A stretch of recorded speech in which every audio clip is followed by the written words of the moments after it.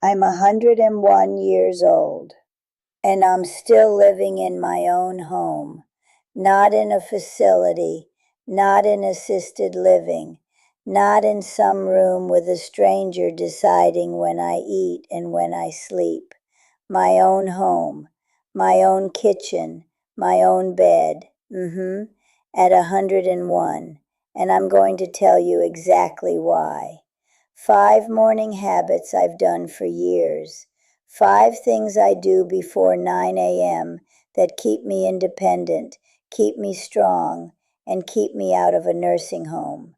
But before I tell you what they are, and I promise I will tell you, I need to tell you about my friend Walter. Walter was 78 years old, strong man, sharp mind, could still change his own tire at 75. But Walter didn't have a morning routine. He'd wake up whenever, sit in front of the television, maybe eat something, maybe not. His body got weaker, his mind got slower, and one day he fell in the bathroom and couldn't get up. His kids found him 6 hours later. That fall put Walter in a nursing home. He didn't want to go, fought it with everything he had, but his kids were scared. They couldn't watch him anymore. Walter died 14 months later, not from the fall, from giving up. I visited him once in that facility. He was sitting by a window staring at nothing. I said, "Walter, how you doing?" He looked at me and said, "Claire, I'm not living, I'm just waiting." That broke my heart.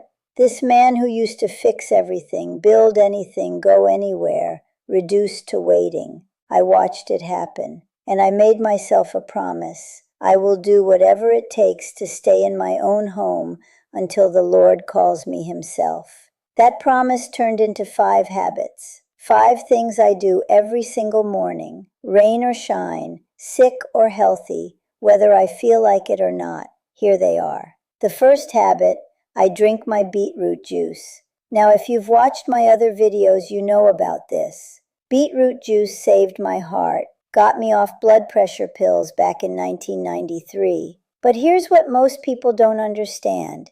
Beetroot isn't just for your heart, it's for your whole body. The nitric oxide in that juice opens up your blood vessels, not just around your heart, but everywhere. Your brain, your legs, your feet. It keeps the blood flowing to places that would otherwise start shutting down. Every morning, before I eat anything else, I pour myself a glass of fresh beetroot juice.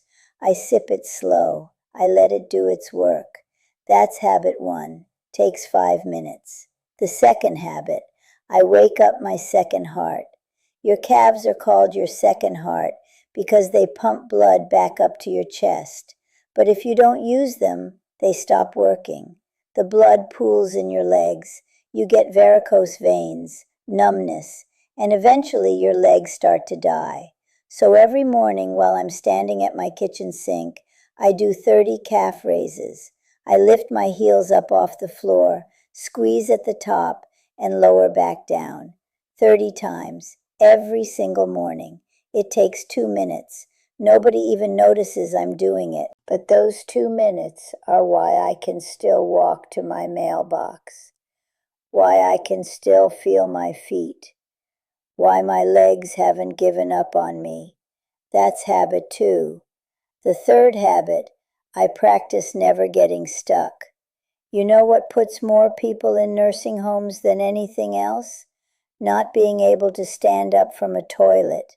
The moment you can't get yourself up without help, you lose your independence.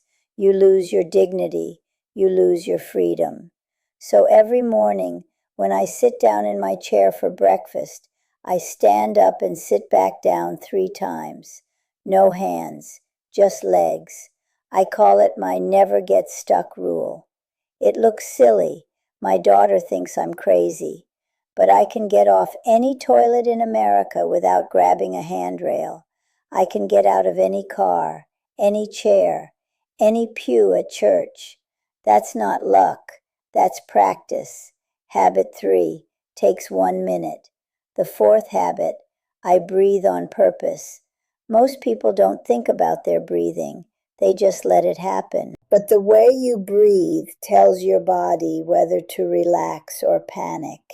Every morning before I get out of bed, I do 3 rounds of 4, 7, 8 breathing. Breathe in for 4 seconds, hold for 7, breathe out for 8. That long exhale activates your vagus nerve, the nerve that tells your heart to slow down and your body to calm down.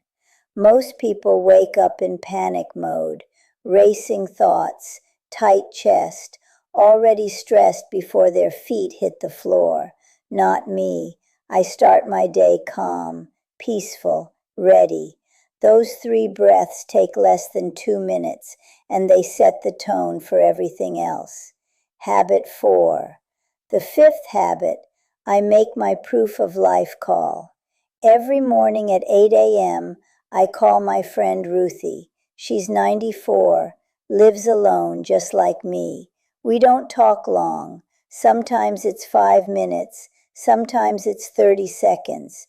We just check in. You alive? I'm alive. You? Still here. We've been doing this for over 15 years, every single morning. Here's why it matters.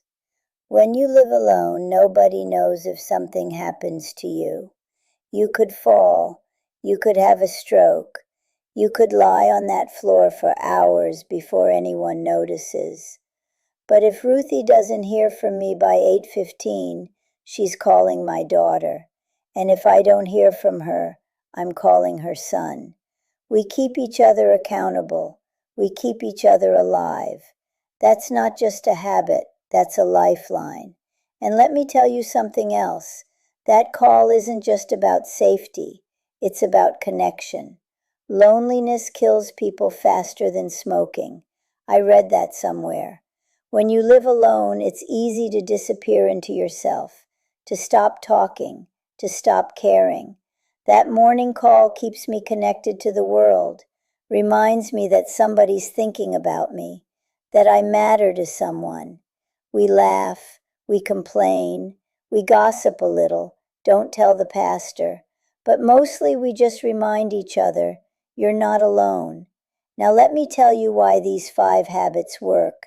It's not magic, it's momentum. When you start your morning with intention, your whole day changes. You're not just waking up and waiting to die. You're waking up and choosing to live. Most people in nursing homes didn't end up there because of one big thing. They ended up there because of 1,000 small things they stopped doing. They stopped moving. They stopped trying. They stopped caring. These 5 habits are my way of saying, I'm not done yet. Every calf raise is a vote for my independence. Every breath is a vote for my peace. Every call to Ruthie is a vote for my life. You don't stay out of a nursing home by accident. You stay out by choice, every single day. Now, I'm not saying these 5 things will guarantee anything. I'm 101. I know the Lord could call me home any day.